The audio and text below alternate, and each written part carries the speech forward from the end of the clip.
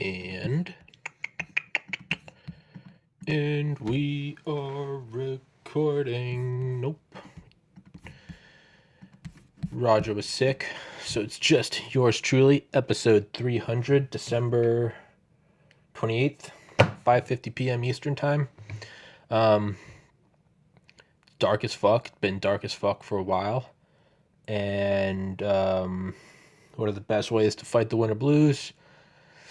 I guess waking up early, trying to get as much sunshine as possible, exercise, diet, meditation, lots of artificial light if you need it. But or just yelling at a camera. And I am gonna do that. I've done solo rants the last 2 days, and it seems that people are enjoying those. And I normally used to do those just to plug the holes, that's what she said, of guests who couldn't make it for whatever reason. And oh yeah, check out my new hoodie. Pretty fucking dope, huh? Yeah. But yeah, or another way to do it is just yell at a camera. So let's get into this. As always, I don't know, yesterday I did Project 8200 and I kind of knew where I wanted to go with that. Today I'm just gonna grab the thoughts as they come up. Truly, fuck it, do it live. But one thought that that a friend and I spoke about a couple months ago is 9/11, right?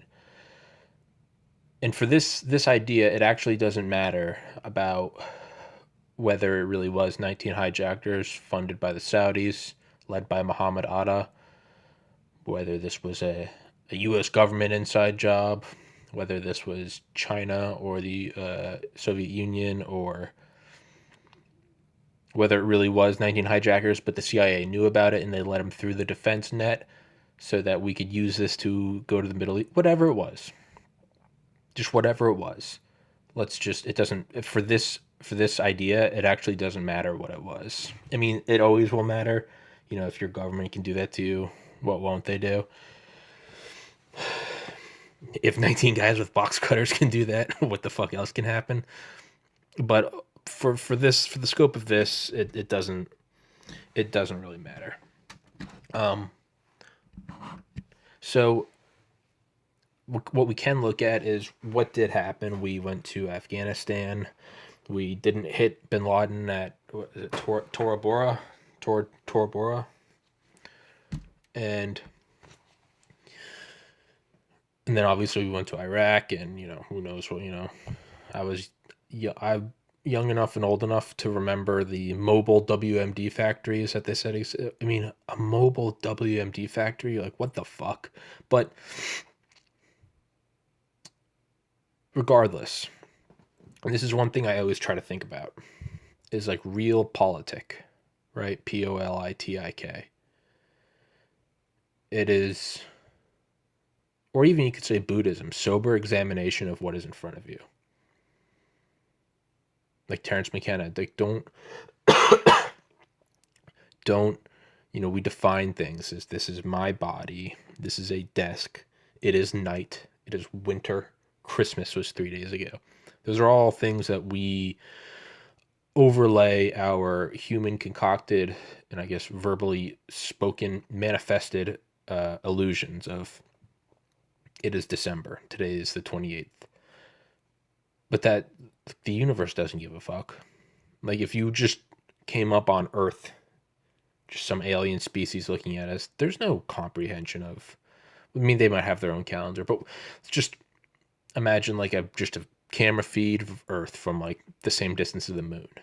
And this has just been going around the sun for billions of years. There's no concept of day. I mean, even if you stayed in one spot in space and you saw the Earth go around the sun every 365, or you wouldn't have days, you just saw this revolution.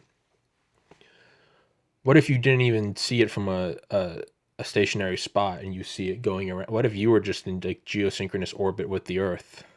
So you have no perception of going around the sun. You just see the sun. There it is. Like you don't ever Right, sure, you could maybe look at like stars in the background changing with the night sky. But I mean, if you're just looking at it in space, you just see the sun. We really are just on a rock in space. We really are just on a rock in space. Like there's an election fraud, who knows? CCP, Biden, Trump, Russia. We're just on we're just on a rock in space. That's just where we are. You look up at night and there's just infinity just floating.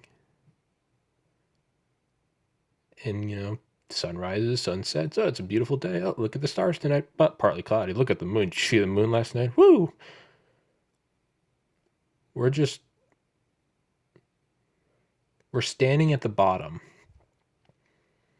of a 75-mile ocean of atmosphere because gases obey the same laws as liquids, kind of. We are standing at the bottom of a 75-mile ocean. The deepest point in the ocean is Challenger Deep in the Marianas Trench, which is, I think, 35,000 feet. It's about 7 miles. Or is it 5 miles? Well, I say upper end, 7.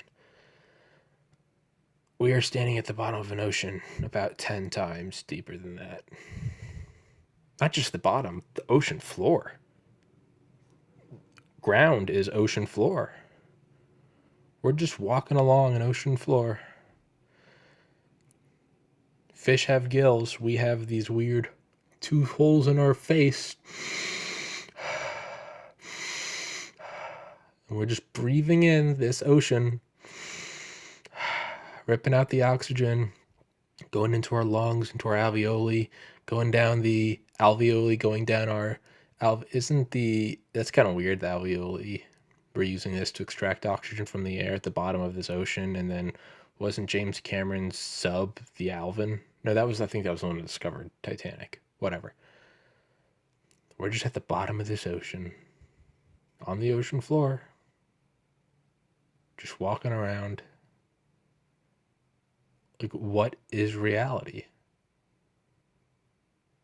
What is this insanity? Like,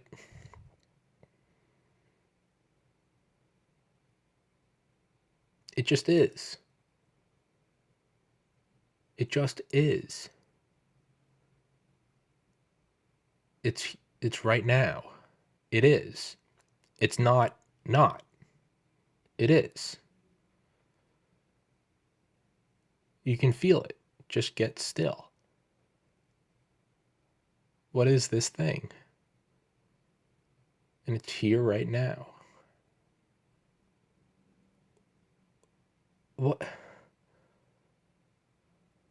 What's outside of it?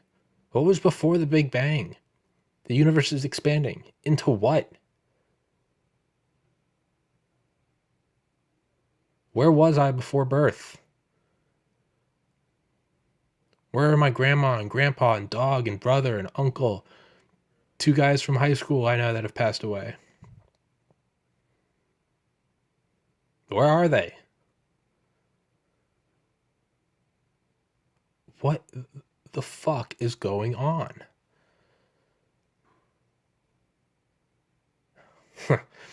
Point is, if you just examine it with your mind and remove the things that you project onto them, glasses, him, her, table, other, good, bad, you just examine it, right? So, like, we say that there is an American country and that we have some bases around the world, but I mean, kind of, right? We objectively observe it.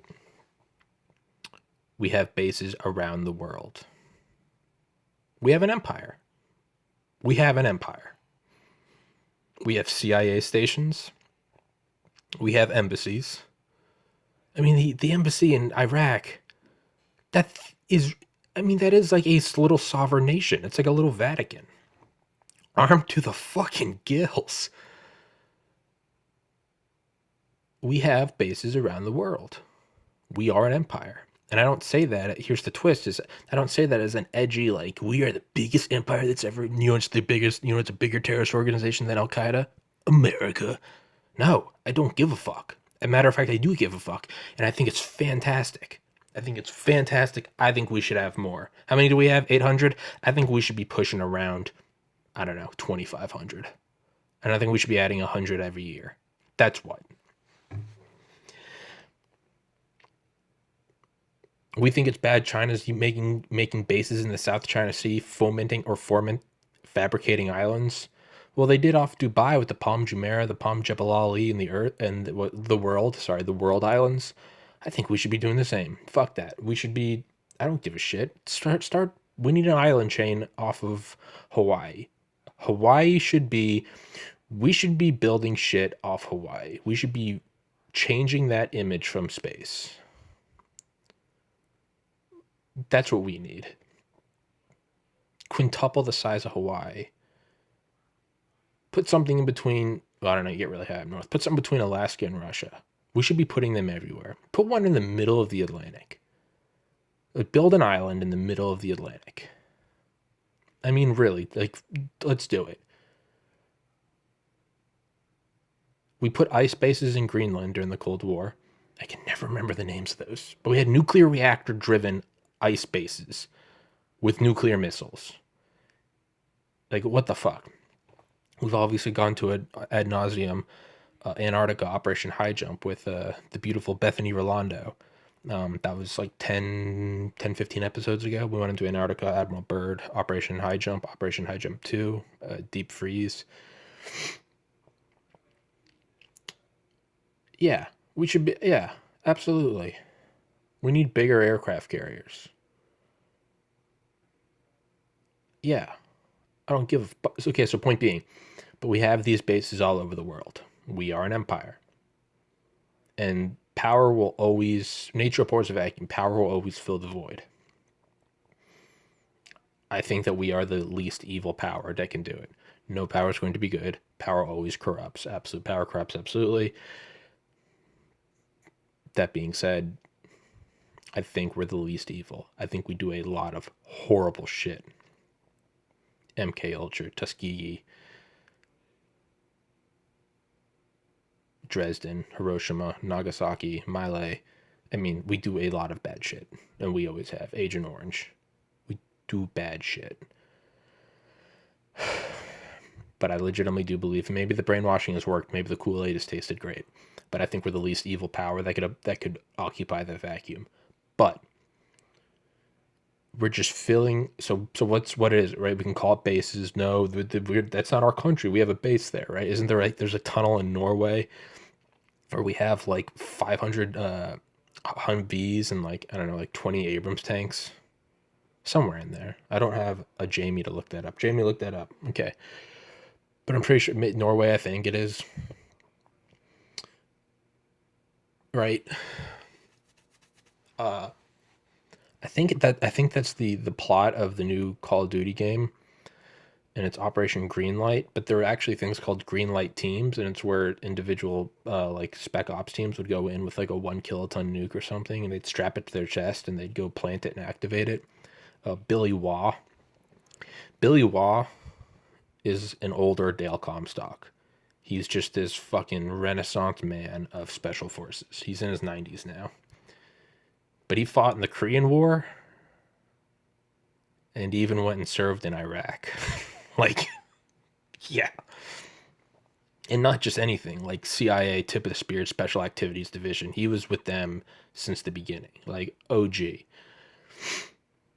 But he was part of Greenlight teams. And that's one thing I thought about in like high school. I was like, wouldn't the ultimate first strike be to bury like 100 megaton weapon in other nations? Garrett Graff wrote about that in Raven Rock. Said that how JFK feared a nuclear weapon being constructed in the attic of the Russian embassy or the Soviet embassy smuggled in diplomatic pouches.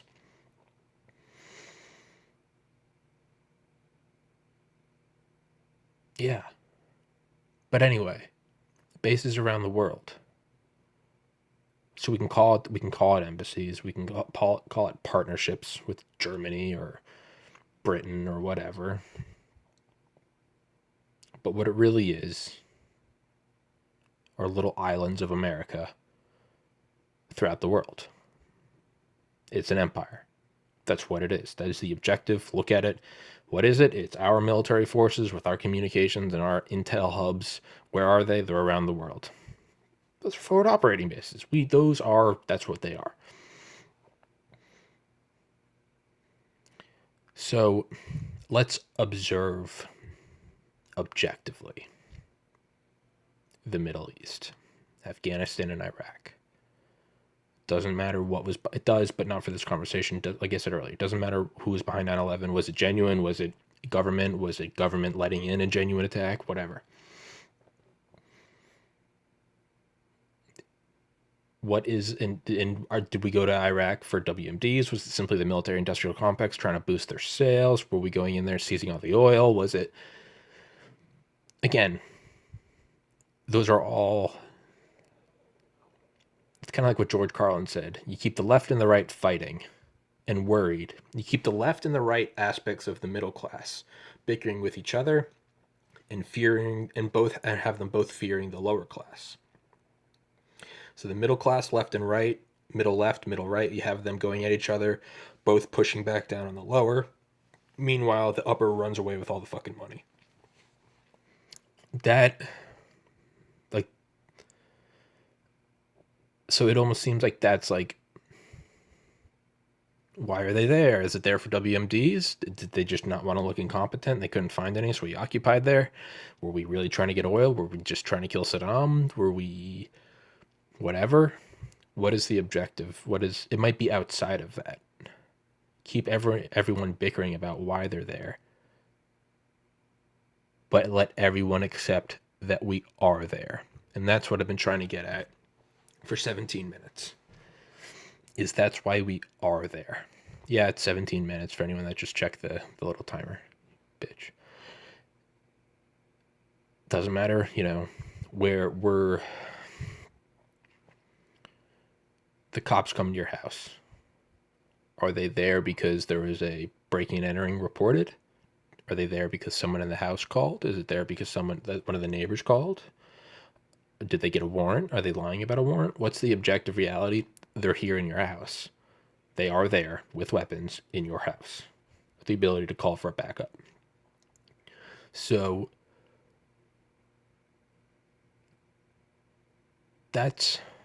we are in the Middle East. I know Trump is trying to withdraw. I don't know. I feel like Obama and Trump have both said 1,000 times, we're withdrawing. We're finally pulling. It's like, but no, we're still there. Fuck off. So let's look at it on a map. I don't have one. But what is it? Is that all a smokescreen? Are we there so that some people say America just runs on perpetual war? Some people say, no, they're there for the oil. Some people say they just want to kill dictators. Some people say the military industrial complex wants a place to constantly just test new weapons. What is the reality? Well, everyone's bickering about why they're there, why we're there. We are there. And what is it? It is a very close place in proximity to Russia and to China and to Iran. The top three cyber warfare belligerent powers against the United States and North Korea. Not only that, is China rising, right? Russia always, they kind of died back down, but they're still our enemy. China, definitely the incoming threat. Personally, I think we should carpet bomb them with thermonuclear warheads, but that's neither here nor there. What is the Middle East? It is American forces close by, right? One thing I've always thought about is, like, if a president wanted to do a coup, what would you do? Or if someone that wasn't the president wanted to do a coup, what would you do? You would call for a huge. This is what I thought Trump was going to do a couple of years ago. I was like, this isn't good. You'd call for a huge military parade. There's an excuse. Some people say a military parade is good. Some people say that's the sign of a dictator. But regardless about questioning why they are there, the reality is they are there. What is there? A bunch of tanks, fighter jets, tens of thousands of troops. That's an invasion. That's an invasion dressed up as this. But what is it really? It's all these troops, and then at any point, kind of like Dark Knight, they all turn and shoot the mayor. You can use them and just take over the Capitol. So we use this Middle Eastern occupation as all these different explanations, all these different rabbit holes, all these different what's the word I'm looking for? Not subversion. Oh, what the fuck is the word? It's gonna drive me crazy. Subterfuge, I think. There are all these bickerings about why we're here, why we're not here, but no one's looking about what's happening over here. And again, it's just us being there. So I'm clearly going in circles and rehashing that. But, so we're there. Now, why are we there? Well, as we can see, even in the year 2020, not all warfare is fought with lasers from space, which in a past solo rant, I did go in and argue that we are doing that, because clearly I'm stable. You do need troops there. It's not, there's no D-Day thing, but you do need physical presence there. So why not spend, I don't know, 19 years amassing an army dressed up as a war against Saddam and Taliban and whatever? What are we really doing? We are just adding. Right, isn't that how they wanted to break the hostages out of Iran? Granted, they were released, but during that time, or maybe that was a real thing. There was a movie with the guy that played Aragorn from Lord of the Rings, where the CIA set up a front company as a Hollywood studio shooting a film, but what it really was that someone was an excuse for these people in the Middle East to be like, oh my God, Western Studio's coming, right? And they came in and were like, we're shooting a movie, and they were like, fuck yeah, there's a movie, and no one thinking that was actually a puppet that the CIA was then using that to set up base, right? You really wanted to, Patriots, Spygate, you really wanted to learn the other team's plays, you would just have someone dressed up as the other team's fan go there and record them because I'm recording the team I like, right? So you can do all these intelligence ops. So we're over there, and we've amassed an army over 20 years. Now, what are we going to do? Is the purpose of amassing the army, is the end result that we don't have to use the army? If you want peace, prepare for war. Are we going to invade them? Are we going to occupy for another 10 years and then the forces are ready for us to go over there? Who knows? This is what I think. And this is all based on nothing but my ramblings. I think that we are there to set up, because we have the Pacific Ocean, which helps us, in the Atlantic, right? But we have China and Russia, and then we have ocean. China and Russia, but then there's a ton of land, right? That's the whole NATO Warsaw Pact. We were worried about them flooding in. That's, again, Call of Duty. That was the plot, was Operation Greenlight or Project Greenlight, have all the nukes buried in cities ahead of time to prevent occupation. Those nuclear landmines, which Dr. Vince Houghton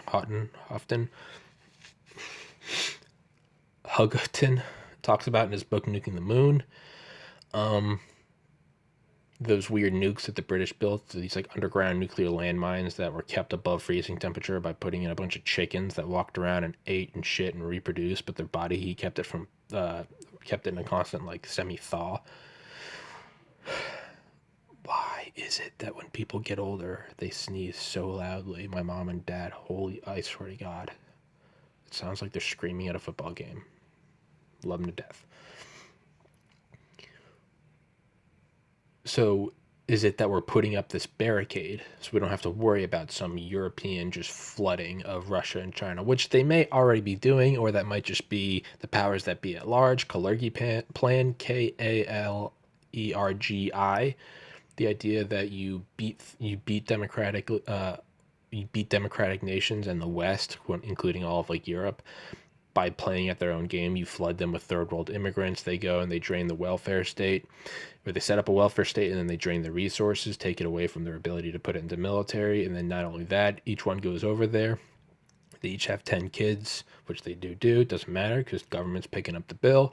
And then you can actually, you don't even have to do some psyop. You can just vote in your own thing, technically democratically. Hey, it's a beautifully orchestrated game. You got to respect the game. Kalergi plan. But I think this is our own Kalergi plan. I don't even know what you would call it. I don't know, 21st century manifest destiny. So what we're doing is we're setting up this barrier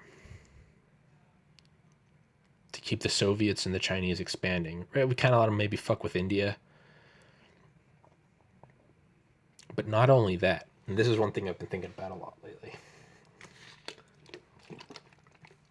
Or not necessarily lately, over the last 5 years, maybe 10 years. Is, if I'm correct, doesn't the United States have more natural gas, oil, and coal deposits within our borders than any other nation on the planet?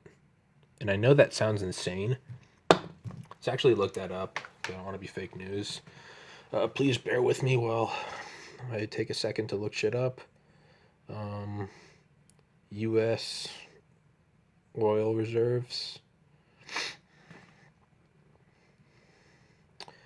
Are the U.S. Let's see.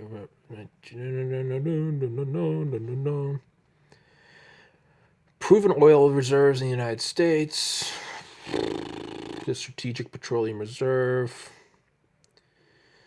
They say that we have, I think, 43.8 per Wikipedia. We have 43.8 billion barrels of crude oil, excluding the Strategic Petroleum Reserve.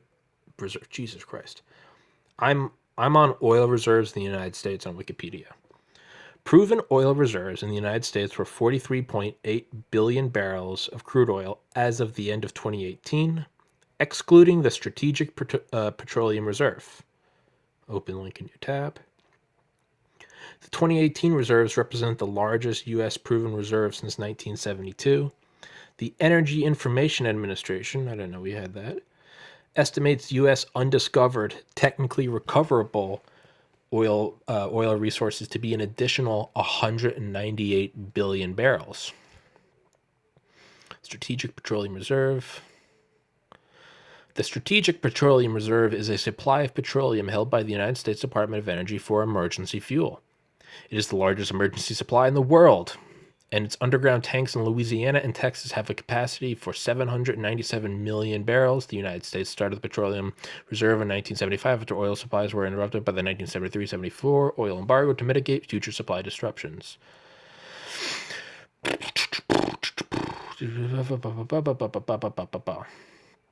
Facilities. Okay, so we have these reserves, and then we have shit that we haven't even tapped into yet. We think that there's 198 billion barrels of oil that we have not pulled out yet, and a lot of it is, so we don't go at it. So what's your natural thought is, well, why are we buying it from all these other nations when we have it on our own, and we can tie that back into U.S. debt? So let's observe what it is. The bases around the world, just call it what it is. It's an empire. You can dress it up with any semantics you'd like. It's an empire. So let's say it's spring break, and you and all your friends, you all have rented houses down on the beach in Panama City, and there's a finite amount of beer in the city.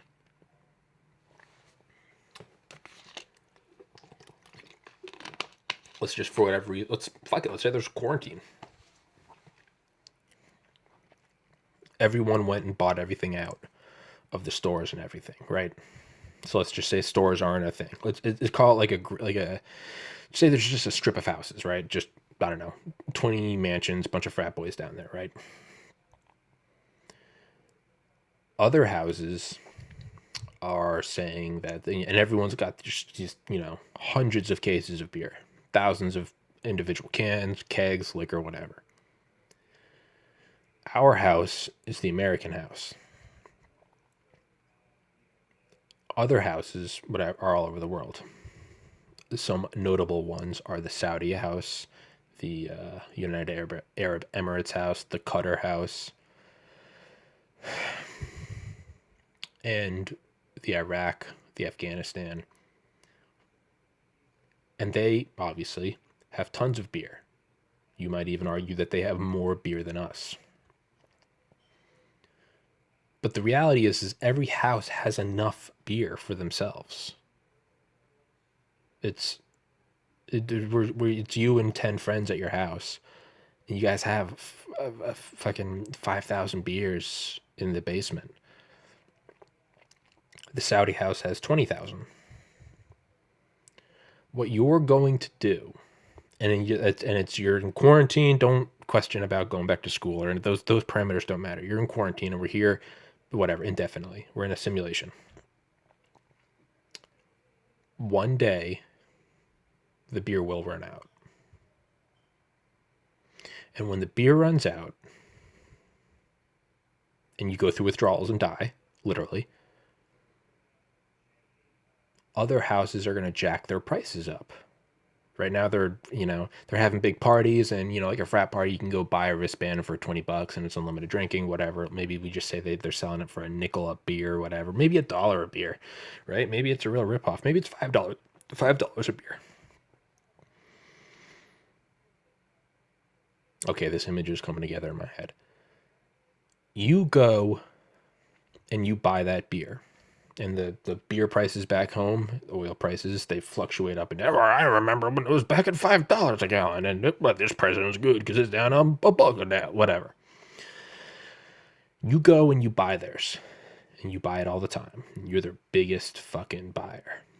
Every night you guys have a party, and every night 100% of the beer that you buy is from the Saudi house, the Russian house, the Ukraine, whatever. You got all these and you're buying beer, you're buying wine and tequila and vodka and whiskey and bourbon and Everclear, and fuck, you're even buying cigarettes, you're buying weed, tobacco, coke, whatever. And it costs a lot of money, but you just keep doing it. And people back at your house every once in a while are like, bro, we have so much beer in the basement. Why are we buying all this? And you say, shut the fuck up. And they say sorry, and you say don't worry about it, but don't fucking ask me again. We're not drilling our reserves. Okay, whatever. You just go and fill up your car, whatever. You keep doing that, and you keep going, and this goes on for decades, a century, whatever. No one's aging, doesn't matter, shut up. You're buying all this beer. You're buying all their beer, and the prices go up and they go down. There are deals, there are rushes, there are freezes, whatever. And you keep going, and you keep buying it, and buying it, and buying it. Don't worry about the money. We'll get into that in a minute. You're just getting it. One day, war breaks out between the houses. We're not actually killing each other. But seeing as how we're all alcoholics and we will die from withdrawal, you could say it is, for keeps. And it's just fist fights and maybe a broken chair. A couple of brothers maybe got a broken jaw. One of my friends bit off another guy's ear, Mike Tyson style. That actually happened in Valdosta, Georgia. Pi Kappa Phi Beta Tau chapter, fall 2011. Shout out. But there's a war. There's a frat war between all the frat houses. And they're no longer selling you any beer. The Saudis aren't. In the lead up to the war, maybe they're jacking the prices up. And maybe there's a war and they temporarily freeze and they don't let you get any, but you have, or they do let you get some, but they're jacking the prices up, but you still buy it. Just like a good little cuck. You buy all their beer. Shit settles back down. Bros are friends. Maybe they go butt fuck each other because a lot of them are closet gays. Nothing wrong with that. But they go back, do Greek week, whatever. The drinking continues, and this goes on for a couple more years, maybe a decade, whatever. That's the stimulation. Don't worry about it. And this happens on and off, these cycles. Every once in a while, the Saudis discover a keg from another. Oh fuck! And remember, there's no new beer coming into this strip of frat houses. There is blocked off from the world. There is just whatever, and whatever you want to imagine, a force field, a cliff, 100,000 miles high. Doesn't matter. This is the reality. Nothing exists outside of this. Every once in a while, they find a new keg in the basement. Sure, and maybe prices go down. You know, there's a surplus. Maybe they start giving away for more. Or maybe they miscalculate the amount of beer they had and they realize they don't have a surplus and the price goes up. Call it what it is. Objectively, we are giving them paper or Venmos, and they are giving us beer, and that trade route goes on. It used to be the Golden Triangle with spices and slaves, and now it's just beer. But then one day, a true world war breaks out. And it's a big fight. The brothers are actually getting, like, pistols. A couple people have died. There is no trading. There will be no trading. This is World War III. We've been buying their beer for $1 a can, up to $10 a can during the previous, what we would now call battles, limited skirmishes. But this is legit. This isn't black eyes and broken jaws. People have been murdered. And we're going, yo, we'll give you $100 per can. And they're going, no. We're going to give you $1,000 a can. And they're going, no. And we start to realize they legitimately don't. So we test the waters a little more. We're like, $1 million. Here's the check. They say, no, we have this. These are our cans. And we realize that we can't get any more. Now, the war starts, you know, maybe we send over spec ops teams, we try to take them out, whatever, it doesn't matter. The reality is when all else fails. It's like on my desktop, I have 100 terabytes of hard drives. I have 4 12 terabytes, 2 16s, and 2 10s. It's 100 terabytes, 8 individual hard drives. And I offload the information onto each one. So I keep 8 copies up here. And then in here, which is a Sentry safe, a fireproof, waterproof safe, 1700 degrees for an hour, and submerged in water, I think up to like a foot deep for 24 hours. Inside of that is a dry bag. Inside of that is a dry Faraday bag against EMPs. Inside of that is a second dry bag. Inside of that is a second dry Faraday bag. Inside of that are 3 fireproof bags. Inside each of those 3 fireproof bags is a Faraday, not dry, but just a Faraday bag. And inside inside the 3 fireproof bags are 2 Faraday bags each. Inside each Faraday bag is a waterproof, shockproof, dustproof 5 terabyte hard drive. 4 terabyte. 6 total, 24. This is NORAD. Got a 4K TV. I've got an Xbox One X. I got a couple Bose wireless headphones. I got a router. I got several battery banks. I've got, 30, 40 USB-C things. Got a big old box fan. I've got routers. I got laptop fans. I got a microphone. I got two webcams. I got lighting. I got all this shit, right? I got a big old expensive plush chair. I've got my water. I've got my lamps. I've got all of this AC system, heating system. This can all be destroyed. I can come in here with a jerry can full of gas, dump it all over, throw a match onto it, walk away, burn the fucking house down. This floor can collapse onto the cement garage below. This can all be destroyed. Fire, 1. Impact, 2. Break. 3, so 1, the fire damage would destroy all of this, but even if there wasn't fire damage, the fall would destroy all of this. Everything, none of this stuff's shock rated. It would all be destroyed. And then, so independently those would destroy it, but they're not even independent, they're subsequent. So fire, shock, fall down, the fire department comes and just douses this motherfucker, just soaks it down to the ground under all the rubble. So now it's being flooded again. Independently would destroy any of this, but it's not independent, it's subsequent. So fire, impact, water, and then just say there's a solar flare, a big one, or an EMP burst, whatever. Independently would fry all of this forever, would not be recoverable. But again, not independent, it's subsequent, so it's fire, shock, water, EMP, and then let's just say the rubble sits here for a year and it starts, carbonized, it's dry, it starts breaking apart. Like when you go up to a fire pit a week after you had a bonfire, it's not even warm anymore, but it is, carbonized, it's breaking off and it's dusty and you touch it, you get ash. Dust gets into everything. The dust would destroy everything. Again, independently would destroy it, let alone subsequent. Fire, impact, water, EMP, dust.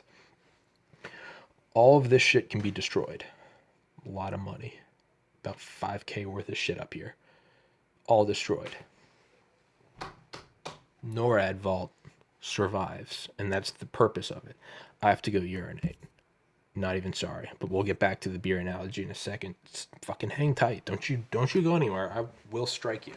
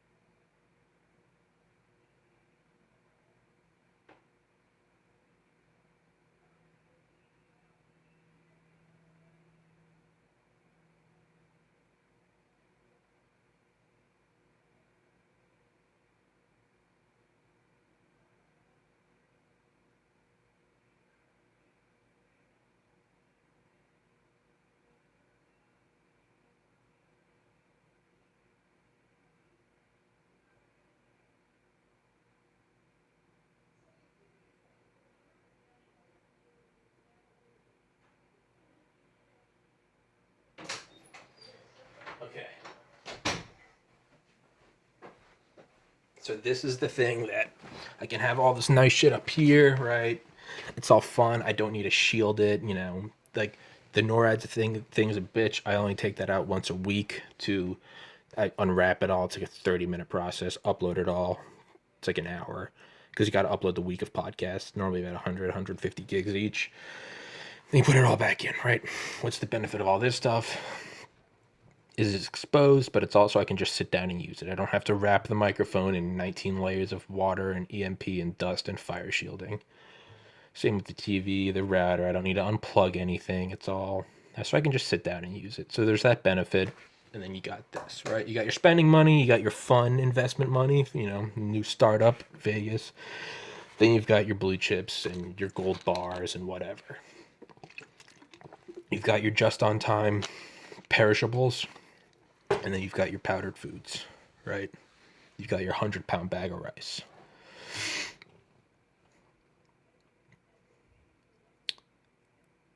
And it's good to have that. So when all else fails, I have that. All my shit gets wiped. I've had people say, well, upload it to YouTube. Well, YouTube deletes shit, and they have deleted episode 288. You should go watch it on Rumble and BitChute. It's actually still up on YouTube. They only deleted the HD version. Nobody tell them.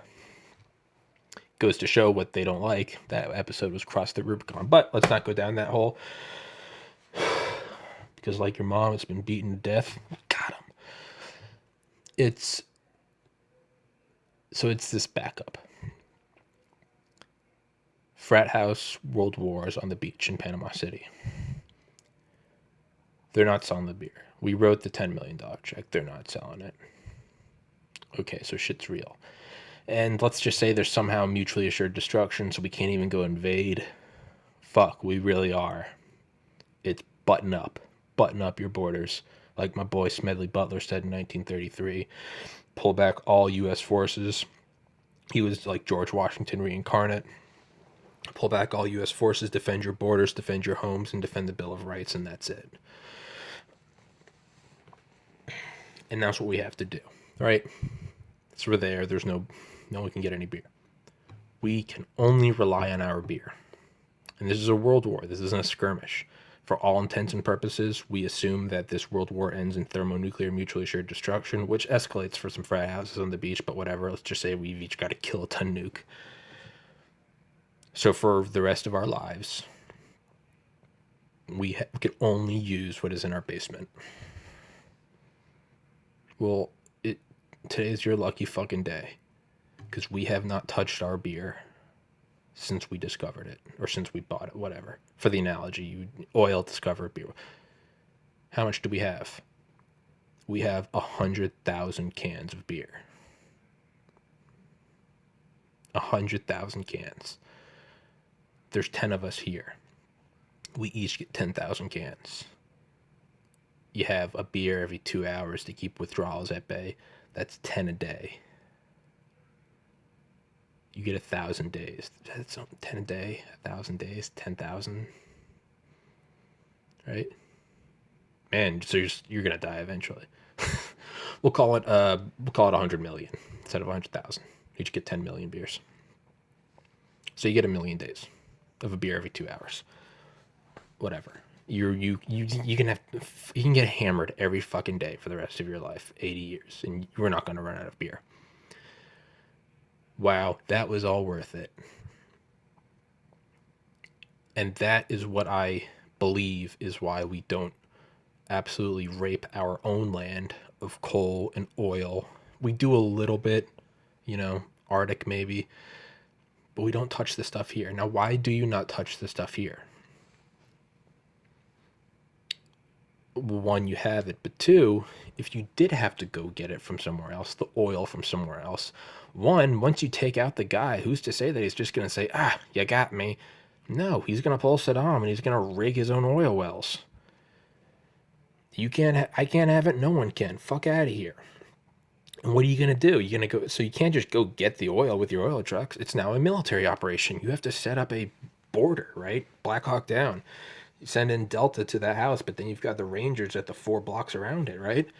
You got to go set up a border to go build this thing, to go get the oil out, and then to get it out. And by the way, you're exporting something that's fucking flammable and explosive in a war zone. So that's a whole, and then we'll say it's World War III, so you don't even want to risk it because it could be mutually assured destruction. The Chinese are going to be there. The Russians are going to be there. You don't even want to fuck with it. What about oil at home? Well, it's not even discussed. We haven't even refined it. You're within our borders. You're behind our defense wall. Our net of trillion-dollar weapons. Take your time. Not take your time. Push it, but there's no one shooting at you. You're not. So you have that whole thing. The 100 million beers in your basement. Maybe it's not even 100 million. Maybe what it is it's like the ingredients. And I'm not talking like good. I'm not talking about like nice aged wine and some fancy fermenting process. I mean, like you're making like bathtub gin. Like you're making homemade brew. So it's like, it's nothing special. But you have the ingredients, right? And that's what you have in this massive frat house basement that's like 50 floors deep, whatever. Shut up. But you can take your time and put it all together and ferment it at your own leisure. You guys are set forever. But you're a tactician, so you're not thinking forever. You're thinking, okay, we can buy some time before we go take over the world. That is what I think we are doing. That is why we buy oil from other places. Because when shit hits the fan and everyone goes back to their borders and buttons up, pulls up the drawbridge, and puts the archers in the tower and goes, keep your eyes on the horizon. Eyes on, horizon. Get at me, Eminem.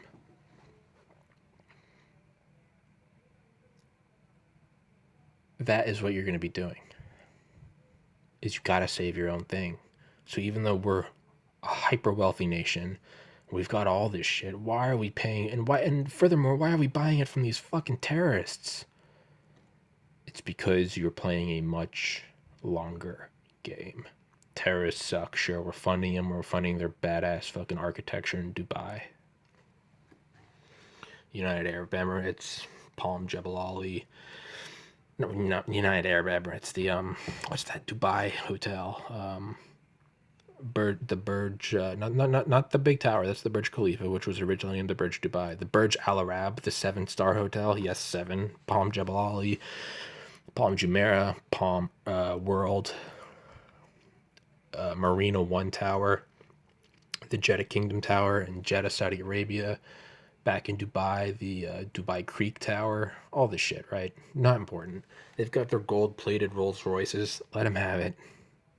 Let them have it. We're getting oil. What do you mean we're getting oil? We can't save this oil. No, burn through that oil so that when shit hits the fan, we have ours.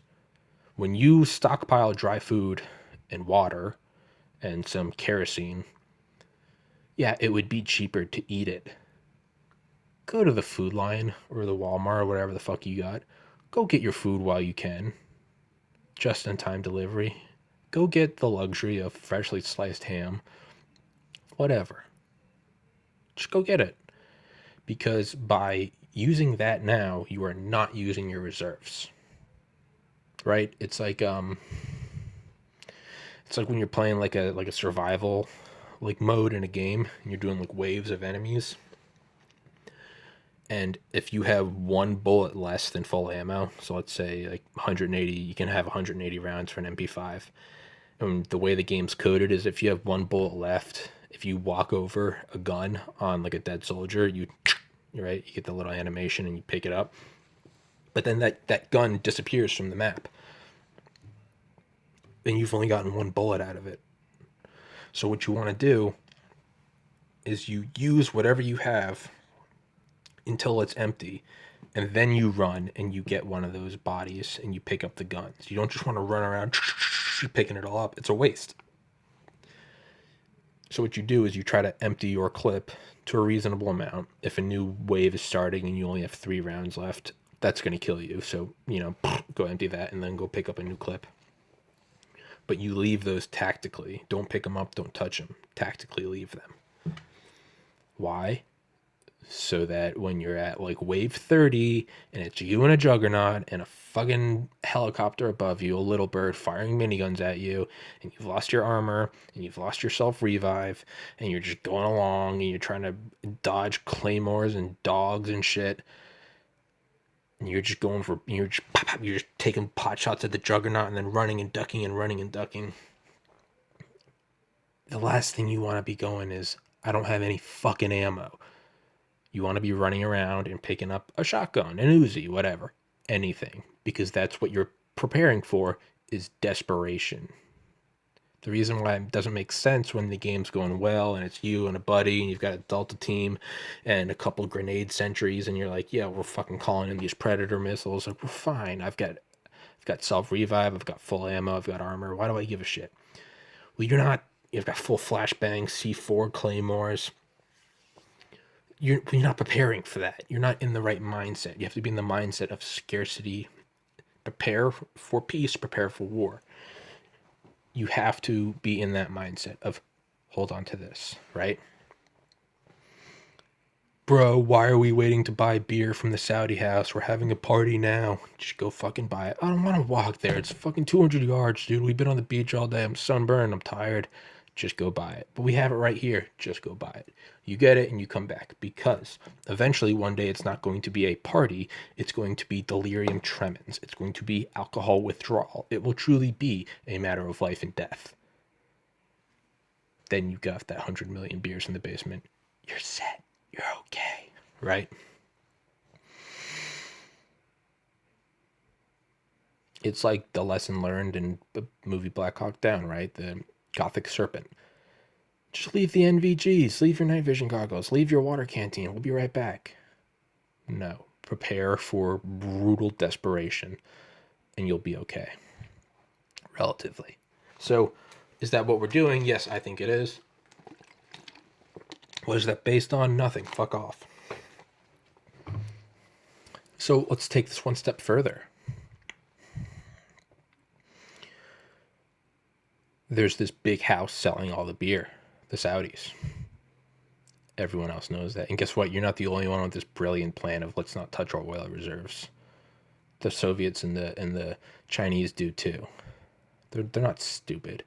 I think the Chinese are objectively evil. The CCP, not the Chinese people. They're just fucking people. They're not stupid. Respect your enemy. They are thinking the same thing you're thinking. So, we now have to take this to another level. You could say the Soviets, or not Soviets, the Russians are maybe doing the same thing. Whatever. So now the game becomes not simply buy it all up, because now we all have our own reserves. It is now, that's all been canceled out, right? It's like the bottom row in Tetris when it just disappears. It's all canceled out, right? It's it's when the Chrysler Tower beat 40 Wall Street to become the tallest tower. They raised the spire up on the last day of the tower battle, whatever it was, and it pushed it to, I think, 1,046 or 1,047 feet. Right, that's great, fantastic. Empire State Building comes around, pushes it to 1,250. Empire State Building, I think after that goes to the Sears Tower. Sears Tower goes to World Trade Center. World Trade Center goes to Petronas Towers. Petronas goes to Taipei 101. Taipei 101 goes to, I believe, Burj Khalifa. But so now the Burj Khalifa is sitting at like 2,700 feet. What used to be a respectable tower, 1,000 feet, now it doesn't matter. You, up until 2,700 feet, you're simply matching. So to build a taller tower, it is now only once you've hit 2,700 does it start to become, I guess, noticeable or gain worthy. Is that the right word?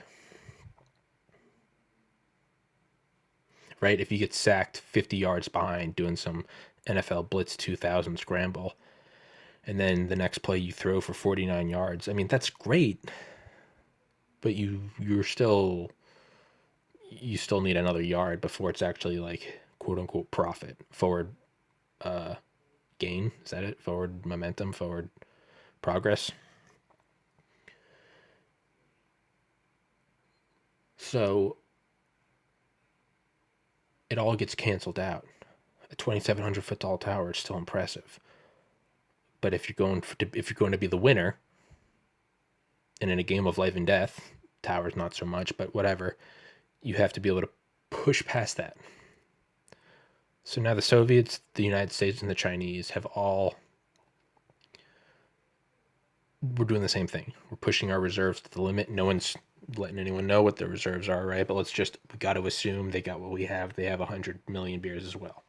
So that has now all been negated.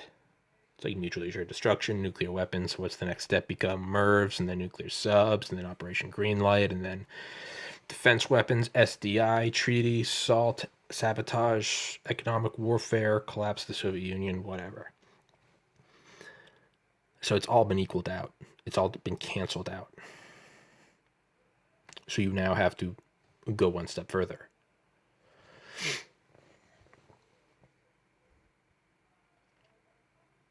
It's like when kids get a 4. We don't need to keep going into examples. You get what I'm saying. And if you don't, I rewind it and follow along.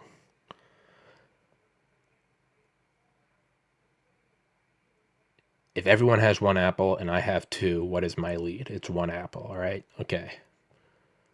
So what is now the move?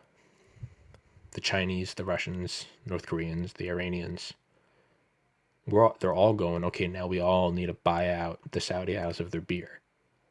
Other houses are saving their rice and their canned food. We all need to go to Walmart and get those deli sandwiches, right? And they're having the same realization that you're having at the same time. And that is, they're having the same realization that you're having. And what that realization is that they're having the same realization you're having. It's like in the produce aisle in the store when you look at the mirror, or the mirrors facing each other, and it goes into infinity. We're all realizing that we're all realizing that we're all realizing that we're all realizing. So go buy it all out. All right, so now the whole market does its thing. Now it becomes this brief economic war. We'll pay more. No, we'll pay more. No, we'll pay more. Right? Wasn't that the thing in like the mid 2000s where everyone were like it became this weird profitable thing that it was profitable to buy an oil tanker's worth of oil and then pay for it to stay moored in the harbor. There's some weird phenomenon where that was happening, where we had all these huge gas tankers or oil tankers like docked off. I think it was somewhere in the Gulf and the Arab Gulf, and it was like this weird thing where like that was the profitable thing. So you would get all these weird things where that would be profitable, and then burning it off would be profitable or some shit, or it's now profit. We'd get this weird economic warfare, which is still peaceful relatively. And then that would eventually, right, that would cancel out because we would all be buying, right? And there would be some weird, I guess, like there would be some point of profitability or tactical strategic advantage. Have all these, I don't know, intersecting graphs and shit, and that would be the price point that you want to get it at. Because you can't just spend all your money on the oil, you gotta also have a standing army, and if you don't spend money on the standing army, then that kind of negates the whole strategic reserve thing in general, because now they'll be able to just come in the back door. That's what she said. They should be coming in the back door and steal your oil. And that's what she said if she was intelligent and she understood the strategic reserve crude oil. If the girl you're talking to doesn't understand the strategic oil reserve that I'm getting at, dump that hoe. Because she is not going to be ready for the coming collapse. All right? All right. Thank you. So then that gets maxed out. Same thing, 2,800 foot tower, 2,900 foot tower. Everyone bumps up, and then that becomes the new norm. It just keeps pushing. It's an addiction. It's opiate withdrawal. It's caffeine binding into the adenosine receptors. It's whatever it takes. It's just continual pushing, which isn't a sustainable model. What is infinite growth on finite resources? That's cancer. Edgy comment about humanity's cancer, whatever. I'm not here to debate the philosophical implications of the end game or the process in which we get to the end game, but rather, how do you win it for right now? Because that's all us short-sighted humans do. Boom. We all eventually end up buying it up. We all hit that sweet spot to buying it versus keeping your military, right? You also can't have the nation collapsing, right? You gotta keep the infrastructure going. It's all of that, it's business. It's just fucking business. With my biology degree, let me lecture you on international geopolitics and energy trade. But eventually, after X number, I'm getting out of breath. Eventually, after X decades,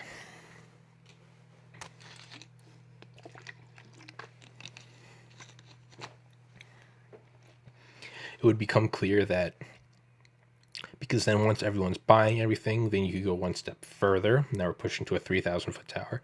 You go one step further and you could start projecting at current models. We're all going to buy this out by, we'll just say a week from now, and we're buying this much every day. Then that means we have three main nations, we could say maybe four: China, Russia, Iran, America. We're all going at it. So you can now project it. It's now become, right, it's when you like spike the ball to run the clock down. Like you can now start to project to exactly when it's going to end, right? You see players start shaking hands on the field. Like, at the game still, why is the clock? That was always me. I don't get it. The clock's still running. How come they're shaking hands already? How come people are walking in the field? And it's like, because you're retarded, you dumb bitch. Stop it. Okay. All right. So you now project it. So we've now gone a step further. Strategic reserves, buying up at a competitive price, balancing this, that, and the other thing. Obviously, you're going to have your sabotage and your subterfuge and your intel operations and your propaganda war, cyber war, whatever. You could then fuck with each other's reserves, but primarily it's buying, buying, buying. You can then project it. So we now know that it's going to run out on this day. We're buying beer from the Saudi house on this day. Or we're all going to be buying. We know it's going to run out next Sunday. Well, at a certain point, to those paying attention, not to the normies, but to those paying attention, right? It's like if you understood continuity of government and you started seeing like local bunkers, started seeing a little more activity. Maybe some extra shipments of water. Maybe you saw a couple of generators coming in on a flatbed. It might go, it might be time to make some moves. Honey, we're going to stay in the house in the woods. Why? Just, we are. Bring some water.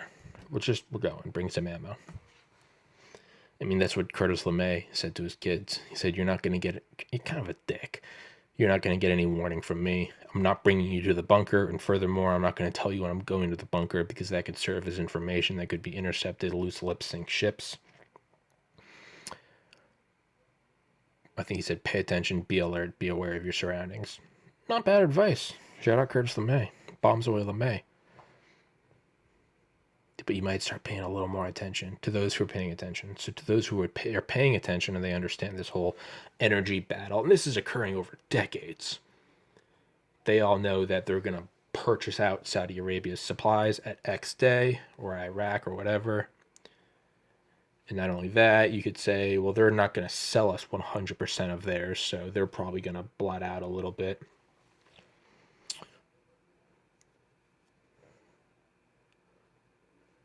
At a certain point, it comes time to make moves. We're going to go take it. But I thought the whole point of the strategic reserves is we're not going to, we can't go, well, no, you can't once there's World War III. But what if World War III hasn't started yet? What if we can go do some things while the world's still cold?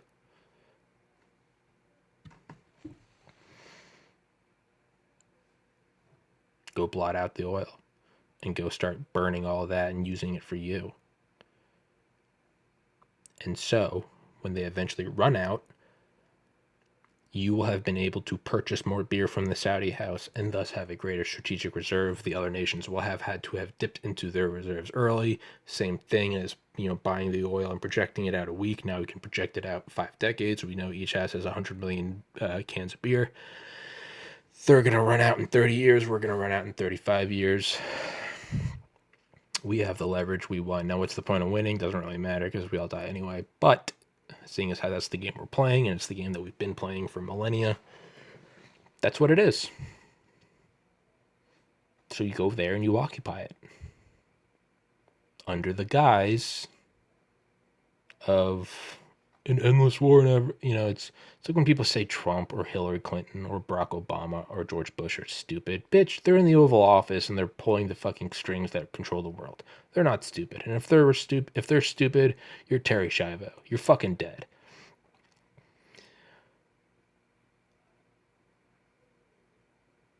So the idea that we're just in this quagmire in the Middle East, and it's like we're just these dopey, well, I guess we're gonna go over there with our troops and we're gonna occupy this land and we're gonna fight a losing war in the Middle East.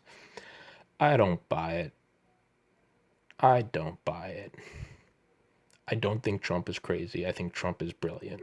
I don't think Biden has dementia. I think he's playing a fucking well-executed act. These people are geniuses. Psychopaths, geniuses, though.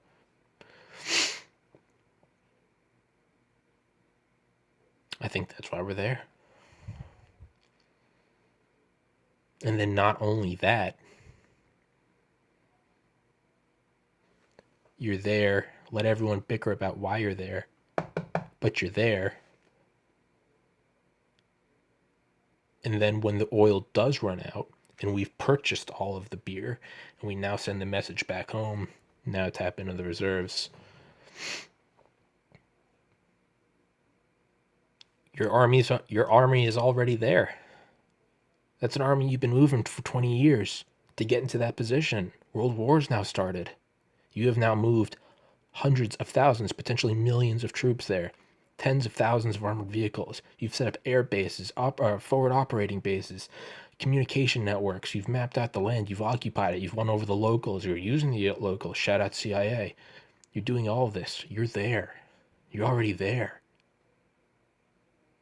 You've done it. And so when it comes down to it, we're now using reserves, a game of pennies, picking up the gun with the 1 bullet versus picking up the gun when you have 179 bullets. Each barrel matters. And you've physically moved hundreds of millions of tons of equipment across the fucking world, regardless of the fact. So don't even think of it, kind of like earlier with the EMP, the fire, the dust. Don't even think about subsequent. Think about independent. regardless of the oil. Where are we physically on a map? What are the coordinates? We're there. We have this thing. F equals ma, force equals mass times acceleration. It's physically, there's this many joules and this many ounces of oil. We have physically moved this much armored matter on this, not even matter, tanks, guns, grenades, MREs. We have moved there. So there is a chunk out of the oil reserve that costs money. That's a non-negotiable. There's no negotiating with physics. That's what it is. So regardless of making us not have to tap into our reserves until a couple years after China and Russia, what have we also done? Our military is now there, so that when the reserves do run out and war starts, we're even another step ahead. So they have to tap into the reserves 5 years before we do. So there's 5 years of reserve points knocked off theirs. So we're now at 100 and they're all at 95. Now you have to move armies. Bitch, that's going to be another 5. They're all now at 90. And we don't go, it's not that, and it's not an even drop. It's not that we're at 100 and they're all at 95, but now everyone's got to move their army, so everyone drops another 5 and it cancels out. No, we've already moved the army. So now we're still at 100. And they're all at 90. And then we'll start eating through our reserves and we'll go down to 89, 88, whatever. But we're now going at a constant rate. But they're also going at a constant rate. And we're going at a constant rate from a higher starting point. We've won. Yeah.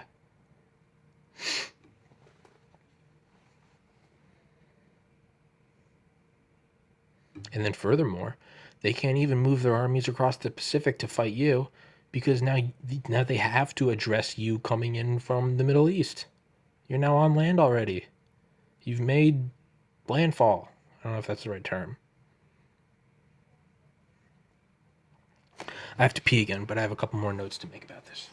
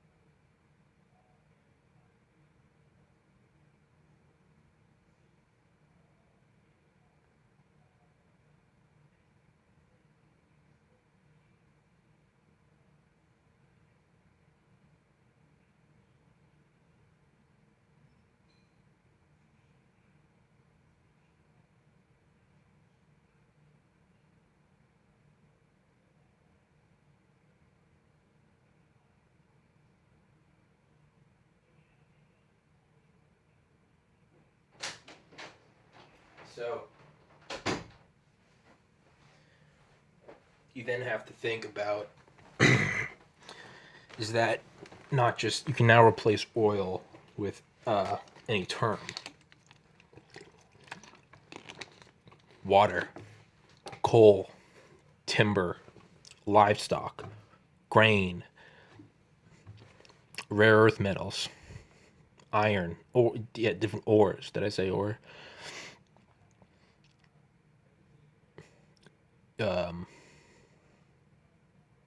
Chemicals used for pharmaceuticals, the raw materials. Again, not patents, not things that can be stolen, just the real politic. Where is this matter physically located on the earth?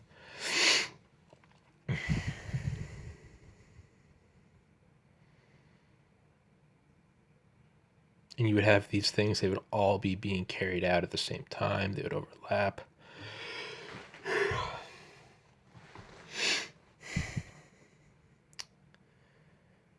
So you then have to take it one step further. What if you could occupy that land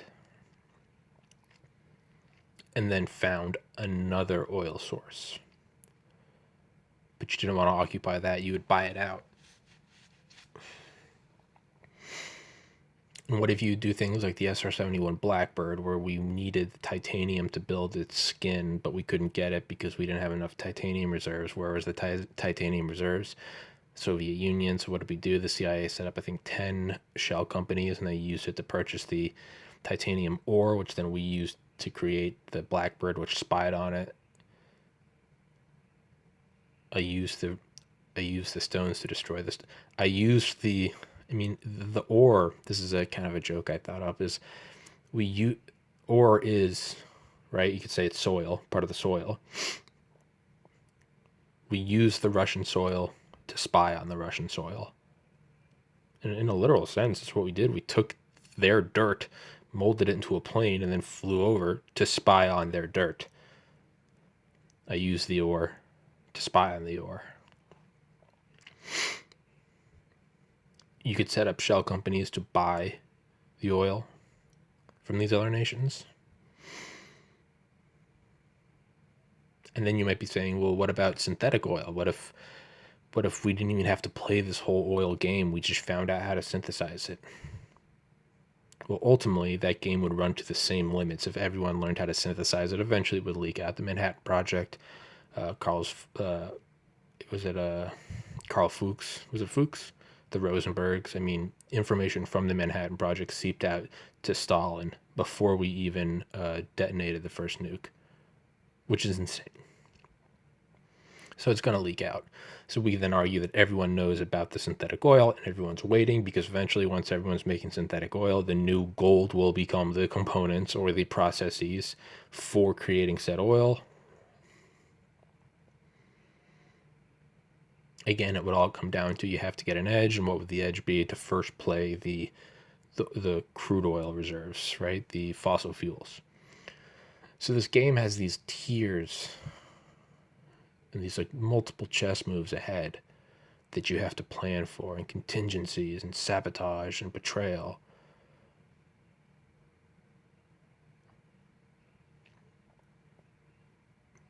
Ultimately ending in, like, we're planning for these dates in like 2040, 50, 60, 70. That's what you would do. Now, what about other places where we haven't occupied? You could say maybe the United Arab Emirates. You could say maybe, again, using these front companies to buy from these other nations. Let's say that works.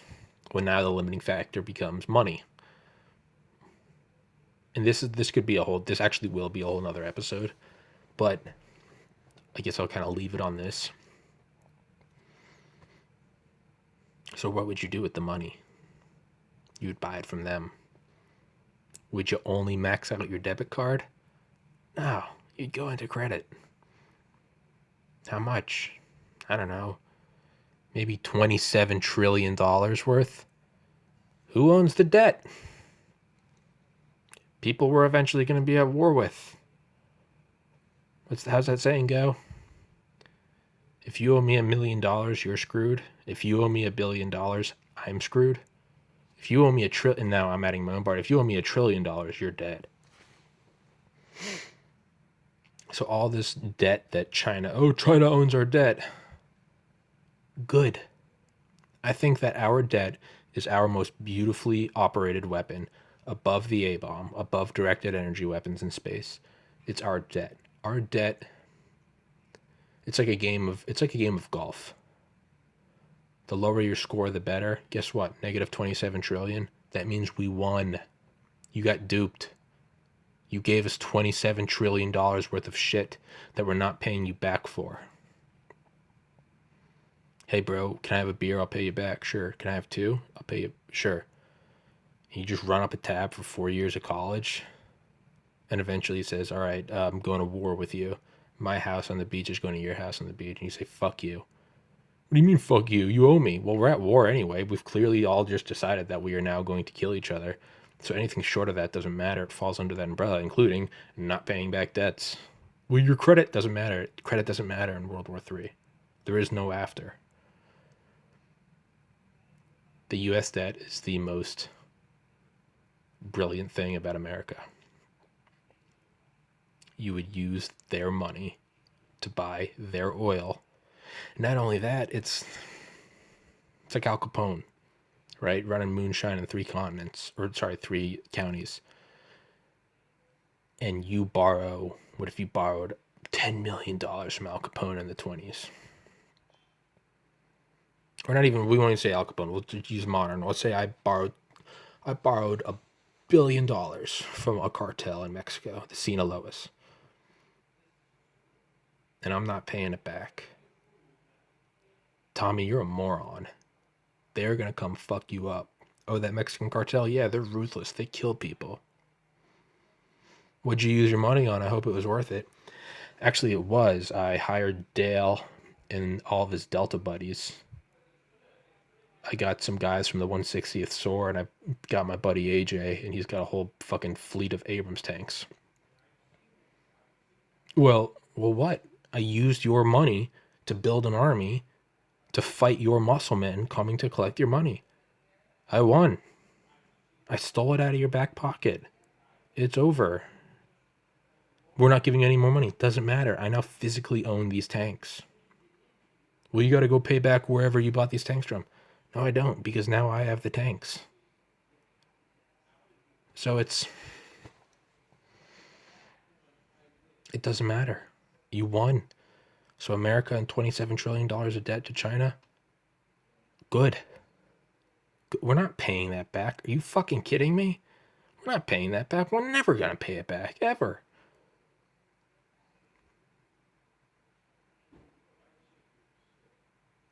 And buy up resources. Where's 90%, 30% of the reserves, but where's 90% of the market of rare earth metals in the world? China.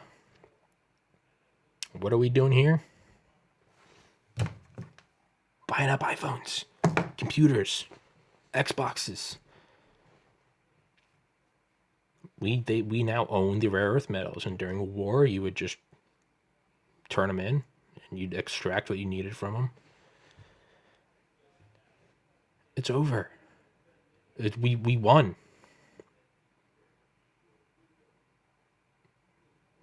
And I don't,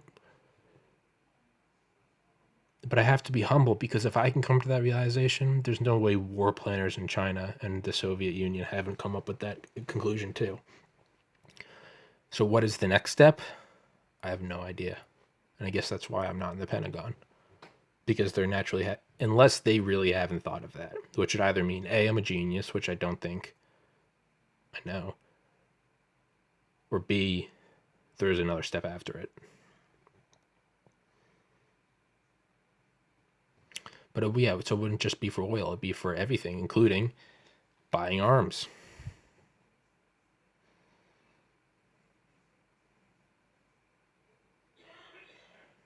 I don't know. Maybe the Chinese caught on to it, and they're sort of spiking the oil well was COVID, and they were like, "Fuck you," and hey, brilliant move. We're grinding to a halt. Meanwhile, their country's running, and they're preparing for war. Who knows? I swear to God, when old people sneeze, why do they yell? I mean, yell. The answer to that is more complex than using trillions of dollars in unsettled debts to occupy land and extract energy dense resources from the earth.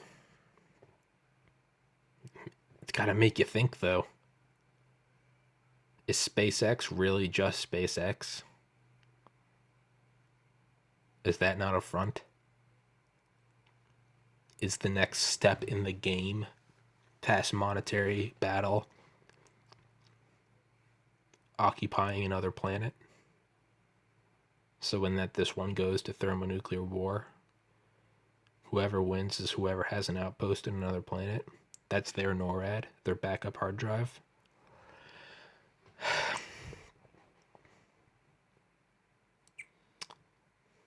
It was the tic-tac hours.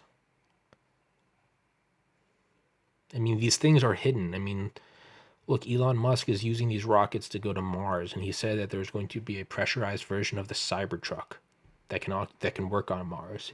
He said that by taking on global air travel, he'll be able to get us to Mars, and by doing that, he means using self-landing rockets to greatly reduce travel time in the world, and thus completely undercutting and making obsolete the commercial airline industry. He's doing the Boring Company to total holes underneath LA. I think he's practicing to build tunnels on Mars because of radiation. You got to get below the surface.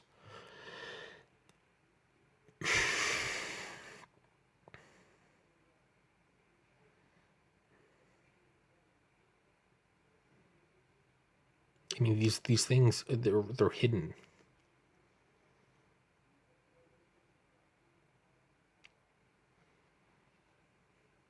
Are we using COVID as an excuse to bring everyone home because we're getting ready for war? Are Trump and Biden working together to create this election fraud feud, but meanwhile something's happening behind it? Who the fuck knows? And I don't think I have all the answers. I think whatever I've figured out, they've figured out as well. Just like I don't think Trump is stupid, I don't think Biden's stupid.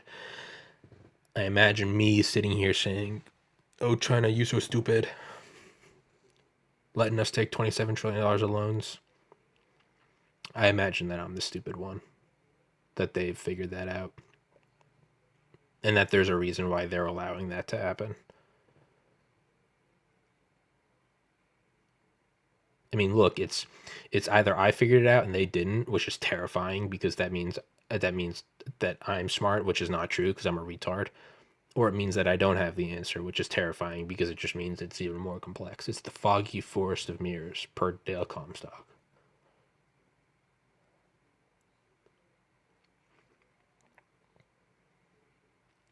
Is this whole thing, this whole battle of oil reserves and occupation and finance and planetary settlement, is the whole thing actually one big operation to act as a front? And is it AI pulling the strings? Because we're looking at the shiny object while it's amassing processing power.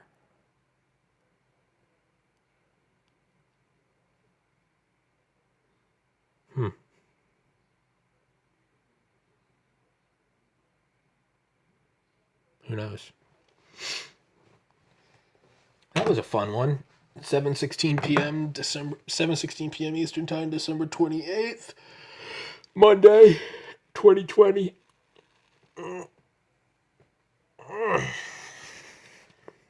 Hope you guys enjoyed that one. I certainly did, and yeah. I have no idea how to end this. Fuck you.